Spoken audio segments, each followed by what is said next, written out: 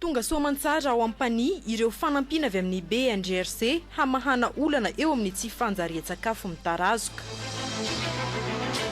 No marina tao Ambodrabiby ny taona faharoa amby folo nanamariana ny taom-baovao malagasy. Hanohy hihira ho fampitan-kafatra ny tarika maleo. Santiono am-baovao ny televiziona malagasy ireo aranao izao arivo izao. Alahady fa 14 ny volana marsa 2024 magnanakôry alentsika jiaby tonga soa ato anatin'ny voantsara ny televiziona malagasy amin'ity matonala ity ny tapany voalohany fampahalalam-baovao ny antotanisa makasika ny fivoara ny coronavirus eto Madagasikara no anomboantsika izany izay tarimarika ho an'ny omaly fa 13 ny volana marsa 2024 tatery ny nalosora ndre masinoro amintsika.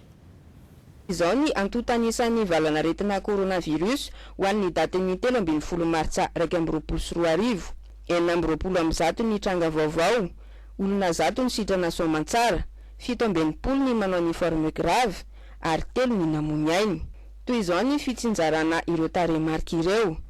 Analamanga, 20 ny tranga vaovao, 7 ny sitrana soamantsara, 7 ihany koa ny manao ny forme grave, iray ny namony ainy. Atsinanana, 14 ny nouveau cas, 7 ny olona sitrana, tsy misy ny cas grave, iray no namony ainy. Diana, 17 ny nouveau cas, 2 ny sitrana, tsy misy ny manao ny forme grave, iray no namony ainy. Boeny, 5 ny nouveau cas, 17 ny olona sitrana, 7 ny manao ny forme grave, tsy misy ny namony ainy. Vakinankaratra, 2 ny nouveau cas, 13 ny sitrana, tsy misy ny manao ny forme grave sy ny namony ainy. Amorony mani, 2 ny nouveau cas, tsy misy ny manao ny forme grave sy ny sitrana ary ny namony ainy. Analanjorofo, 3 ny nouveau cas, tsy misy ihany koa ny olona sitrana sy ny manao ny forme grave ary ny maty. Betsiboka, iray ny nouveau cas, tsy misy ny sitrana sy ny manao ny forme grave ary ny maty. Atsimo andrefana, tsy misy ny nouveau cas, ny sitrana, iray no manao ny forme grave, tsy misy kosa ny ainana fohy. Raha tambatra ny antotanisa nanomboka tamin'ny 13 martsa 2024 hatramin'ny 13 martsa 2024, 2,7 sy 4 alina ny cas positif, 7,7 sy 4 alina ny olona sitrana, 7,3 ny namony ainy. 5,7 sy 4 sy 4 alina sy iray hetsy kosa ny fitambaran'ny fitiliana vita. Niverina eto amin'ny televiziona malagasy ny fandarana manokana fampitana ny vaovao mandidina ny antotanisa ny coronavirus eto Madagasikara izay aranao isaky ny amin'ny iray ora atoandro moa izany. Fa lafim-baovao hafa kosa nampatsiaha ireo zava-bitany fitondram-panjakana hampandrosoana ny isaky ny faritra ny minitry ny tany Fianarantsoa ka nanentana nisiany firaisankina eo amin'ny samy-vahoaka nakasitraka ny fandraisana andraikitra nataon'ireo olo-pirenena amin'ny famboleka azy kosa ny minitry ny tontolo iainana tany Fianarantsoa trany. Vonjy Arsosa, televiziona malagasy Fianarantsoa. Taona ny asa sy fanarenana tokoa raha ity taona 2024 ity ka tsy misy distrika atao latsa-danja amin'ny sehatry ny asa fampandrosoana araka ny velorano ny filoham-pirenena. Satria fanjakana manakaiky vahoaka tompoko ny atsika tsy maintsy sika miaro ireo zavatra vita rehetra ireo. Atsika vahoaka ireo foto-drafitrasa manara-penitra rehetra ireo. Amin'izao fotoana izao tsy misy ny distrikta adinina ray arozon'ny filoham-pirenena. Ilaitsika ny fifanohanana toy izao mba hanatanterahana an'ireo velorano rehetra ireo.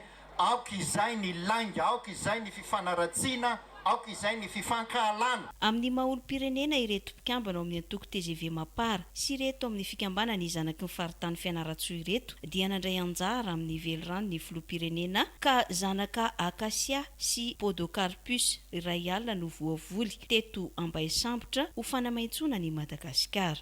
Ankasitrahana tanteraka ny fandraisana anjaran'ny olo-pirenena sy ny mpisehatra rehetra mamboly azo manampy ny vinatsika Madagasikara anjara rakitrala izay fampizaran'ny filoham-pirenena satria tena fihaonany zanaky ny faritanin'ny Fianarantsoa no natao teto niaraka namboly hazo zava-dehibe izay zavatra izay satria manam-pirofo amintsika fa tena lasa cause nationale ny fambolekazo ary isorantsika lehibe amin'ny filoham-pirenena izay fitarian'izay na izay leadership izay. Mitohy hatrany araka izany ny asa fampandrosoana sy ny fanarenana ny firenena izay ary arahan'izy ireo mientana ny fanatanterana izany.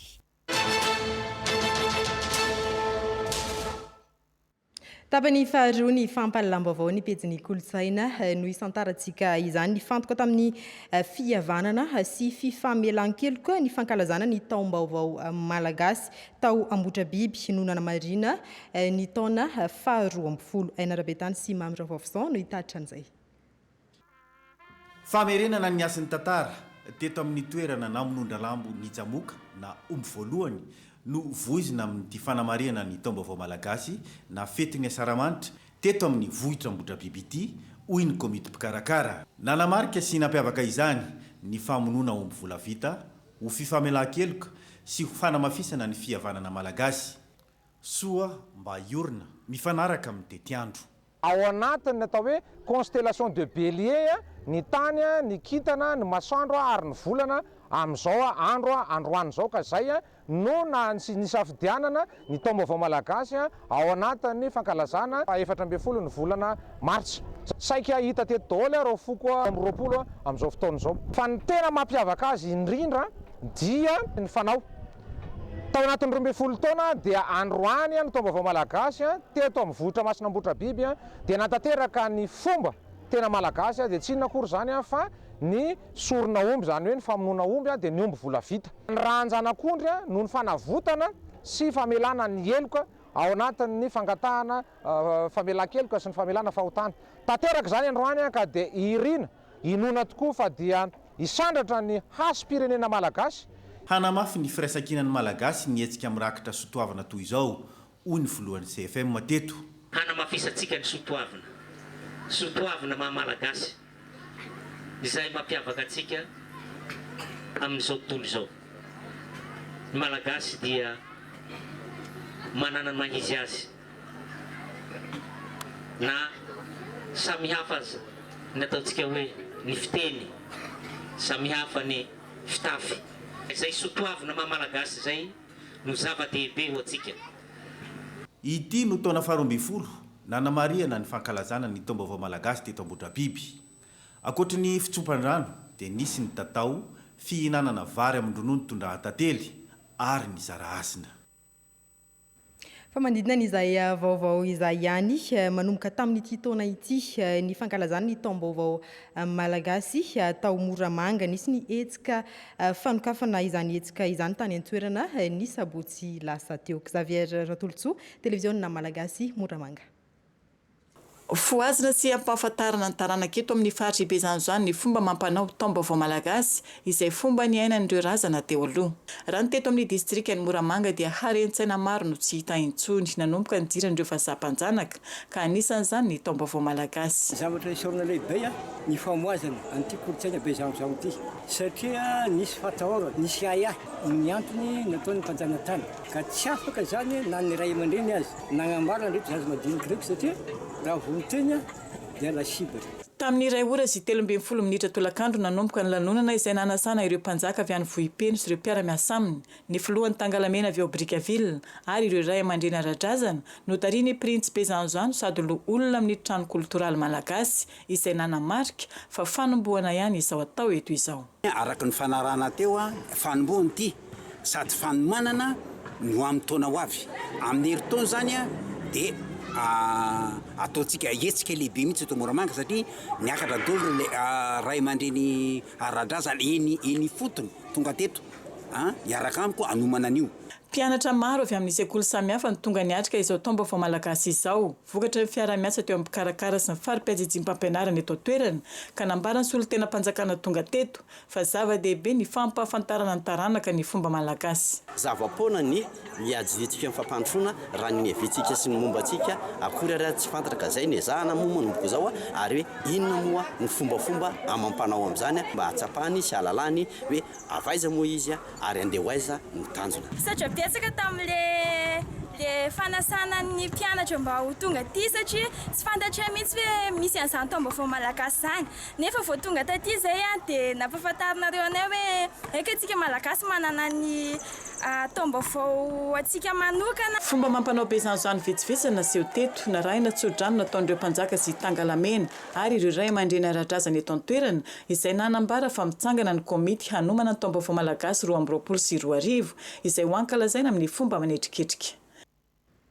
Eo amin'ny tontolon'ny fampianarana mba ahafahana manatsara ny rafitra fefy eny anivon'ny sekolim-panjakana dia nisy amin'izao fotoana izao ny fampiofanana ireo tompon'andraikitra eny fotony anisany nanatanteraka izany tamin'ny herinandro iny ny tao amin'ny Cisco Mahanoro. Tojo fanomezana sy Stéphane Alphonse. Misa 720 ireto talentsikoly avy amin'ny Zapy misa 9 ao anatin'ny Cisco ny Mahanoro nomena fiofanana momba ny fananganana na fanitsiana amin'ny fomba demokratika ny mpikambana ao anatin'ny bromaritry ny fefy ireto. Tafiditra ao anatin'ny tetikasa tafita na tantsoroka ho amin'ny fitantanana ny sekoly izay tetikasa manohana ny fanatsarana ny fitantanana ny sekoly ka andraisan'ny vondron'olona eny fotony anjara azona fanabeazana tsara kalitao izy ity. Tanjona efatra no andrasana ao reny ny fampiofanana. Voalohany aloha ny fitazomana ny ankizy tsy tsokan-daharana dia ny fampidirana ny ankizy ao an-tsekoly ary ny fanatsarana ny kalitao-pampianarana dia ny farany izay tena zava-dehibe dia ny hoe fitantanana mangarahara eo anivon'ny sekoly. Faritra roa no efa nanaovana ity tetikasa ity nandritra ny 2 taona ka sekoly fanabeazana fototra 704 no efa nahazo tombony tamin'izany. Ny taona 2024 ny tarina tamin'ny faritra 7 hafa ny tetikasa ka anisan'izany ny teto amin'ny faritra Atsinanana. Eo amin'izay lafiny fampianarana izay ihany mpiadina misa 720 sy 500 sy 5,000 sy 2 alina no andrasana hiatrika ny fanadinam-panjakana eo anivon'ny CNT Mady raha pitso alatsinainy 15 ny volana Mars. Tomombana ny fanomanana mitondra hafatra ho an'ny mpiadina sy ho an'ireo ray aman-dren'ny mpiadina moa ny tale nasionaly ny CNT Mady. Njaka Serge Randrena Arsoa sy Citoyenne Rector Vonjy no hitatitra an'izay. Afaka miatrika ny fanadinana session de rattrapage ny mpianatry ny CNT Mady rehetra na tsy naharay ny fiantsona azy. Entina ny karapanondro sy ny taratasy manamarina amin'ny mampianatra dia isan'ny mpiadina. Ankoatr'izay, milamina ny fanomanana ny mpianatra sisa no andrasana. Tomombana avokoa ny ezaka rehetra amin'ny fanomanana sy ny fanatanterahana io examen session de rattrapage izay ho atrehantsika manomboka rapitso alatsinainy 15 Martsa io. Noho izany dia mangataka antsika rehetra tony hanao famerenana tsara fa araka ny teny efa atsipinay tompon'andraikitra ombenombeny dia fanadinam-panjakana io dia manaraka ny fenitra rehetra amin'ny fanadinam-panjakana azay koa mitsodrano anareo ho salama tsara ahatanteraka izany fanadinana zany ary mirary fahombiazana ho anareo tsirairay avy amiko. Efa misy ny fepetra natao hiarovana ny fahasalaman'ny mpianatra saingy nanamafy ny tompon'andraikitra fa anjara ny tsiraray ihany koa ny manamafy izany amin'ny fanaovana arotava sy fanasana tanana amin'ny tsirangoka voto alcool. Eo amin'ny ady amin'ny tsy fanjari-tsakafo any Atsimon'ny Nosy tonga soamantsara ao ampaniry eo fanampiana avy amin'ny BNGRC hamahana ny olana eo amin'ny tsy fanjari-tsakafo mitarazoka any Antoerana na ny Keremo izany. Agnibaovao ny Nathan Mayavy. Olona 900 mahery no hahazo tombony amin'ny fahatongavany reto fanampiana avy amin'ny fitondram-panjakana amin'ny alalan'ny BNGRC ireto eto amin'ny district Nampany amahana ny olana tsy fanjari-tsakafo mitarazoka na ny gere izay mbola hita eto an-toerana amin'izao fotoana. Noho ny ahitana izay misy aty zany dia niezaka ny fitondram-panjakana amin'ny alalan'ny BNGRC nitondra ireo fanampiana vondo-maika ary voalohany tonga aty Ampany ka ny entana tonga aty amin'ny Ampany dia misy vary 240 sac ary misy voamana 120 sac, misy ronono 20 carton misy zaza tena mamy mahazo andara amin'izany ary misy koa ny tokantrano sahirana mahazo andara amin'izany. Taoriany ifivoriana natao dia tapaka fa ireo commune tena hita fa marefo aloha no hanolorana izany voalohany. Fisaorana moa zany no atolotsinay ato amin'ny district any Ampany any fitonjam-panjakana zay tariny filoham-pirenena hajaina Andry Rajoelina ary ny ministra ny Antitany sy ireo BNGRC amin'izao famaliana ny fangatahana nataon'ny district any Ampany izao manoloana ny haitany na ny kere mahazo ny vahoaka aty. Tonga eto aminay moa zany ireo fanampianareo amin'izao fotoana izao ary hoentina makany amin'ny commune ny Androka, Androipano ary Itampolo araka ny fivoriana zay nataony CDGRC amin'ny laharam-pahamena amin'ny commune ato anaty district any Ampany. Mbola tsy mahavita ny filana rehetra ity fanampiana tonga ity raha ny fantatra mbola misy ireo commune tokony hojerena manokana hoy ny avy amin'ny district indrindra ny commune n'Ampany renivohitra. Ampy ny sakafo eto Madagasikara raha toa ka mahazo toana ny seha-pamokarana ataon'ireo tantsaha io no nambarany avy amin'ny fekritana manoloana ny fahalafosana ny vidim-bary amin'izao fotoana izao. Ny antsipiriny izay hoentiny Ambintsoa Andriamaservelo amintsika.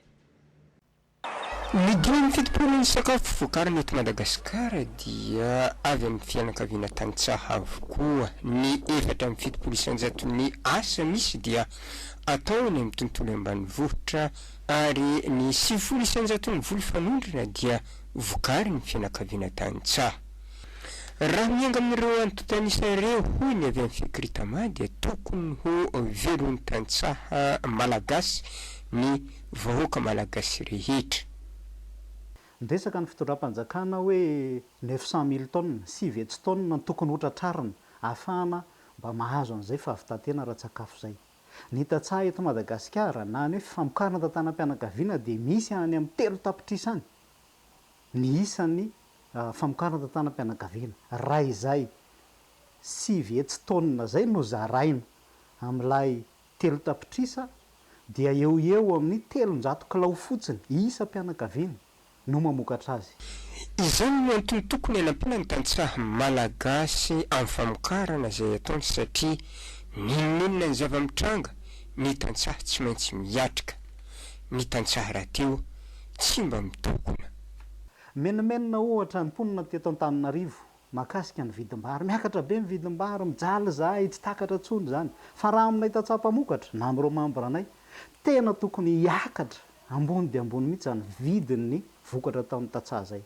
Ny tokony atao zany dia zao. Koa satria ny fanjakana malagasy mba efa manao subvention amin'ireo vokatra isan-karazany, indrindra fa ny solika izany.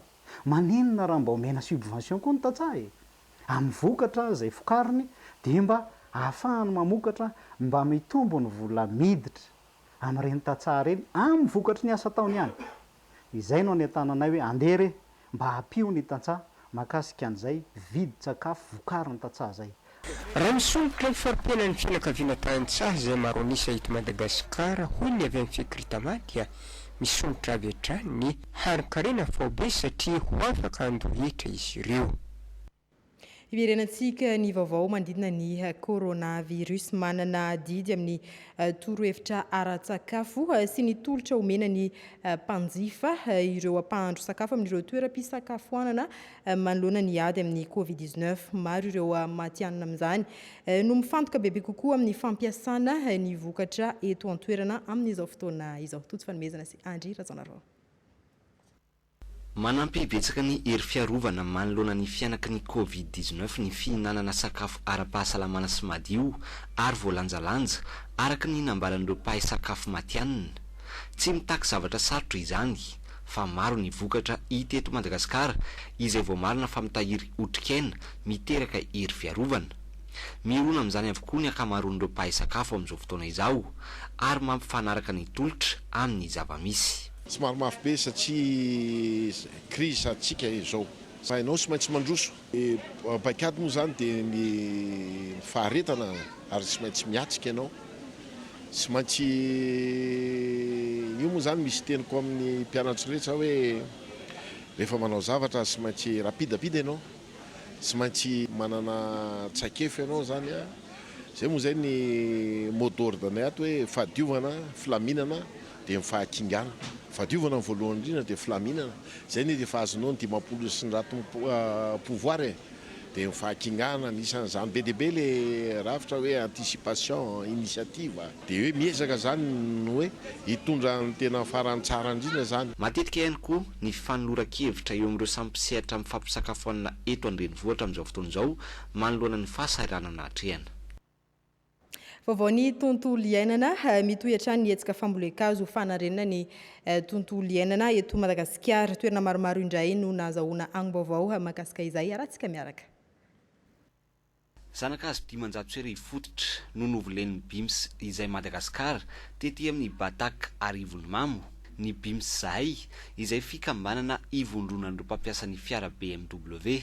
Manana didiny tsy fiarakodia ihany fa ny fikolokoloana ny tontolo iainana sy ny fitsonjovana ny taranaka zany dia adidy lehibe tokoa napetraka ao amin'ny club zany fambolem-kazo zany. Ao anatin'izao misy ny besetroka, misy ny essence izay anisany manimba tokoa ny tontolo iainana dia zay anisany nasarika anay zany hoe andao amboly azo mba hitsonjovana an'izay tontolo iainana izay.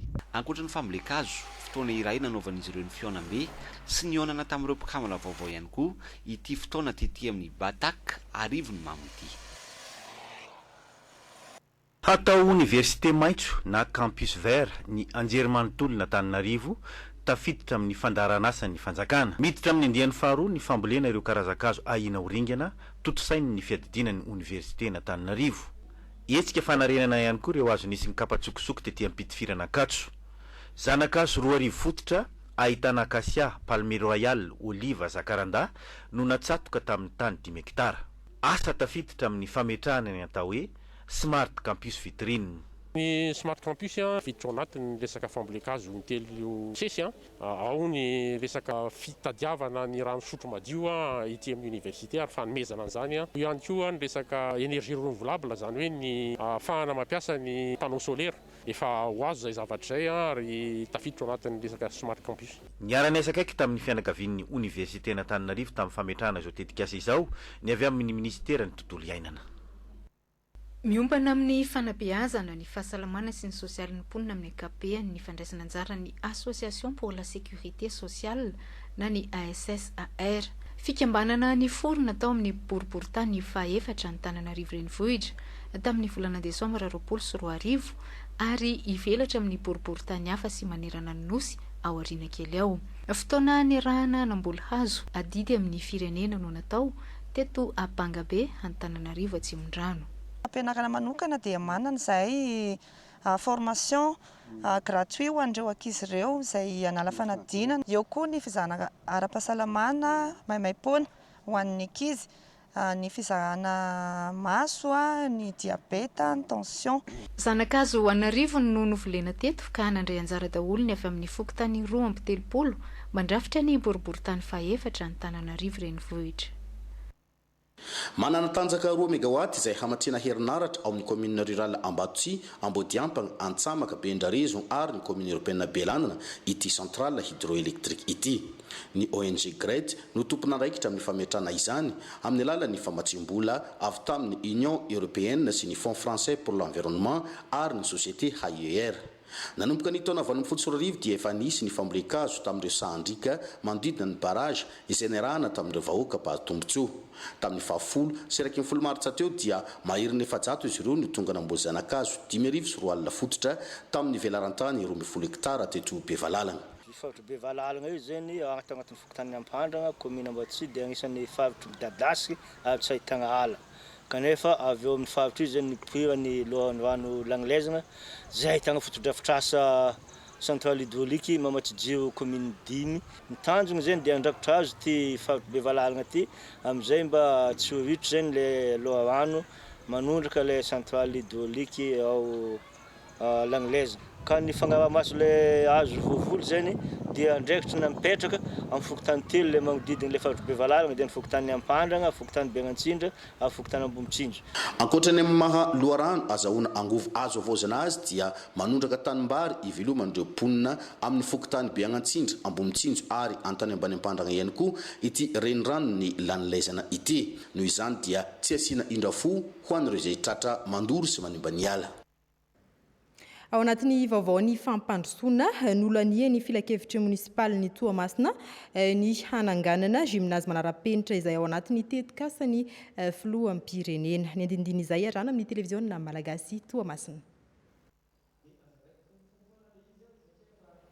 Lanitana nivony mpanolo-tsaina ny tanàna ny commune Ambonivohitra Toamasina nandritra ny fivoriana tsaram-potoana faharoa tamin'ny ity taona 2020 ity ny fananganana ilay gymnase manara-penitra mazaka olona misy 4,000 aorina ao amin'ny stade municipal ny Toamasina teo aloha. Mpifidy misy 40 andray anjara tamin'ny fifidianana ka 12 no nanaiky, 2 nanda ary 2 tsy nilaza ny heviny. Resaka gymnase Iaramalala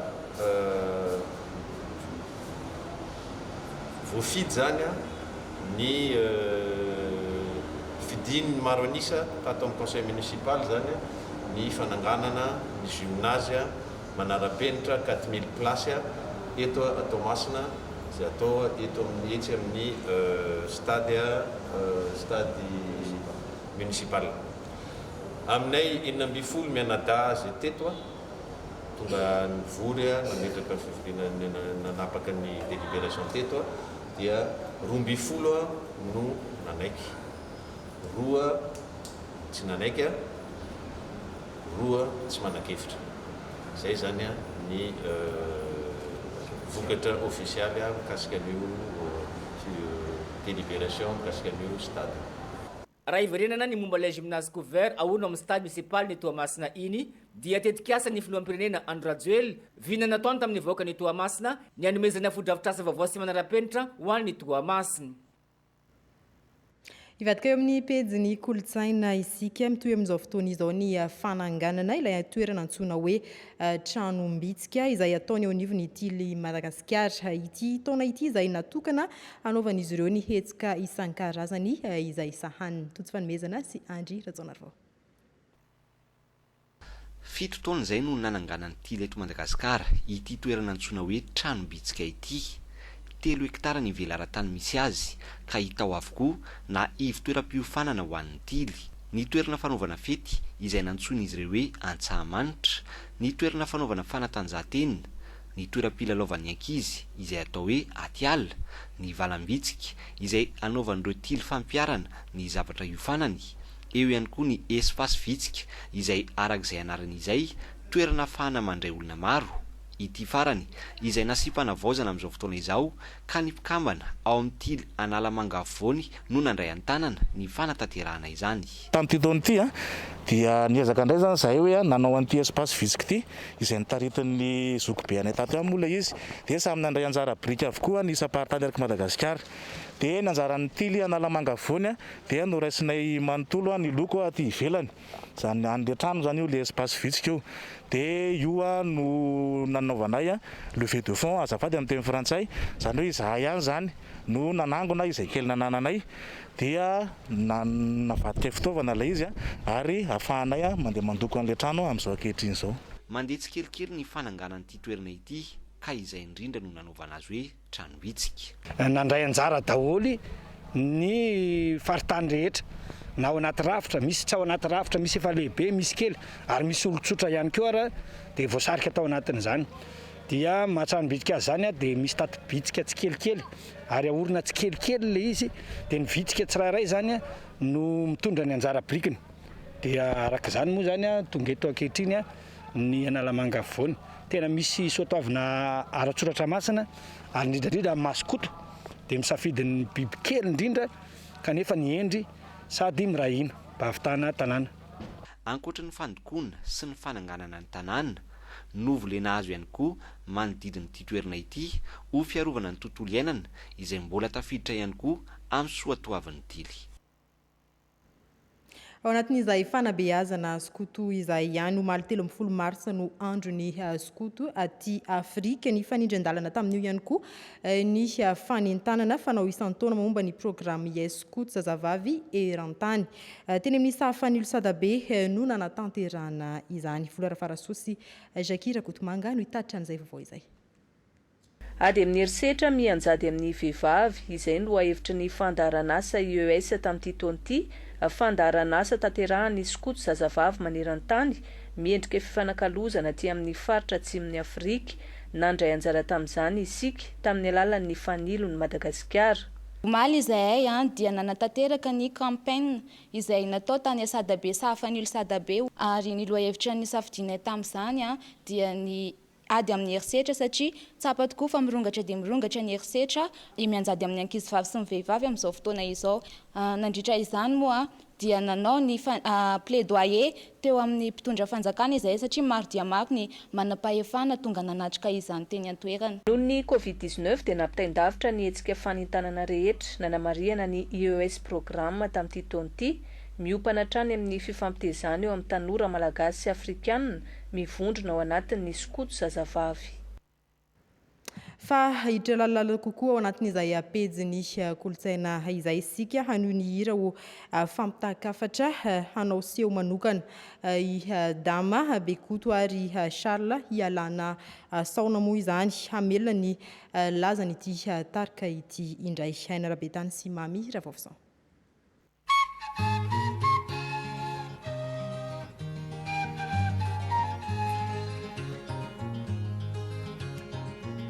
Rava maraina dia lasany fisainana manony diany amin'ny fampitahakafatra-ngira izay nahafantarana azy hatramin'izay ny tarika maleo hisy ny seho tanterahany Dama Bekoto ary Charles amin'ny taona ity. Zay telo lahy zany anao seho anankiray zay karazana ohatrany hoe miala saona ialana amin'le saona satria za zao mandeha rery Bekoto mandeha rery sa miaraka zay telo lahy satria mampatsiahy zavatra be dia be dia mety ho amin'ity taona ity mbola tsy fantatra fa hoe roviny zay telo lahy no miala saona hoe masamy zay hoe manohy an'ilay hafatra. Efa eo piketrehana ihany koa ny fanomanana ny fankalazana ny 15 taona amin'ny taona 2024. Mikasy zay telo lahy hoe ankalaza ny 15 taona amin'ny taona 2024. Ny hiranay maleo zany zao efa tsy anay erery zay samy retsony fa efa lasa soimbonantsika atsika mpankafy zany. Dia zay zany no zavatra anisany ho atao zany amin'ny 15 taona io zany hoe misokatra zany hoe irain'ny tanora hoe tanora na avy any faritra na faritra hafa avy any faritra hafa fa azo atao mihiran'ny hiranay zany amin'izay ho anararotana tsara ny fananantsika fiteny maro loko eto amin'ny Madagasikara. No amafisiny Dama fa hitoy hatrany ny famoronana sy fivetsoana izy telo lahy ny hiran'izy ireo hatramin'izay.